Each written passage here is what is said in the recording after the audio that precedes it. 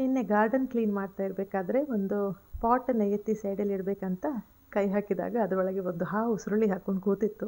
ತುಂಬ ಚೆಂದ ಇತ್ತು ಡಿಸೈನ್ ಎಲ್ಲ ನೋಡಲಿಕ್ಕೆ. ನನಗೆ ಹಾವುಗಳ ಬಗ್ಗೆ ಬಹಳ ಇಂಟ್ರೆಸ್ಟ್, ಅದರ ಬಗ್ಗೆ ತಿಳ್ಕೊಳ್ಳೋದು ಎಲ್ಲ ತುಂಬ ಕುತೂಹಲ. ಆದರೆ ಈ ಹಾವು ಯಾವುದು ಅಂತ ನನಗೆ ಸ್ವಲ್ಪ ಕನ್ಫ್ಯೂಸ್ ಆಯಿತು. ಅಂದರೆ ಹೆಬ್ಬಾವಿನ ಮರಿ ಮತ್ತು ಕನ್ನಡಿ ಹಾವು ಎರಡೂ ಒಂದೇ ಥರ ನೋಡಲಿಕ್ಕೆ ಅಷ್ಟು ಪಕ್ಕ ಐಡೆಂಟಿಫೈ ಮಾಡಲಿಕ್ಕೆ ಆಗೋದಿಲ್ಲ. ಸೊ ಹಾಗಾಗಿ ನನಗೆ ಏನು ಮಾಡೋದು ಅಂತ ಗೊತ್ತಾಗದೆ ನಮ್ಮ ಅನಿಲ್ ಅಣ್ಣ ಅಂತಿದ್ದಾರೆ, ಅವರು ಹಾವುಗಳನ್ನೆಲ್ಲ ರೆಸ್ಕ್ಯೂ ಮಾಡ್ತಾರೆ. ಅವ್ರಿಗೆ ಫೋನ್ ಮಾಡಿದಾಗ ಅವ್ರದ್ದು ನಾಟ್ ರೀಚಬಲ್ ಬಂತು.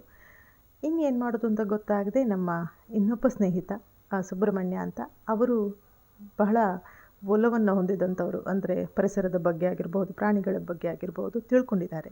ಸೊ ಅವ್ರಿಗೆ ಫೋನ್ ಮಾಡಿದಾಗ ಇಮಿಡಿಯೇಟಾಗಿ ಬಂದು ಅದನ್ನು ಐಡೆಂಟಿಫೈ ಮಾಡಿ ಇದು ಹೆಬ್ಬಾವಿನ ಮರಿ ಅಂತ ಹೇಳಿದರು. ಸೊ ಹಾಗೆ ಅದನ್ನು ರೆಸ್ಕ್ಯೂ ಮಾಡಿ ಒಂದು ಸೇಫ್ ಜಾಗಕ್ಕೆ ಬಿಟ್ವಿ. ನಾನು ಎಲ್ಲರ ಹತ್ರ ಒಂದು ರಿಕ್ವೆಸ್ಟ್ ಮಾಡೋದು, ಈ ಥರ ತೋಟದಲ್ಲಿ ಕೆಲಸ ಮಾಡುವಾಗ ಅಥವಾ ಶೂ ರ್ಯಾಕ್ ಹತ್ರ ಅಥವಾ ಮಕ್ಕಳು ಆಟ ಆಡುವಾಗ ಸ್ವಲ್ಪ ಜಾಗ್ರತೆ ಮಾಡಿ. ಯಾಕೆಂದರೆ ವಿಷ ಜಂತುಗಳು ಸ್ವಲ್ಪ ಈ ಮಳೆಗೆ ಹೊರಗಡೆ ಬರೋದು ಜಾಸ್ತಿ. ಸೊ ಹಾಗಾಗಿ ಮತ್ತು ಯಾರಿಗಾದರೂ ಇದು ಸಿಕ್ಕಿದರೆ, ಈ ಥರ ಕಂಡ್ರೆ ಅದನ್ನ ಹೊಡೆದು ಸಾಯಿಸೋದೆಲ್ಲ ಮಾಡಬೇಡಿ.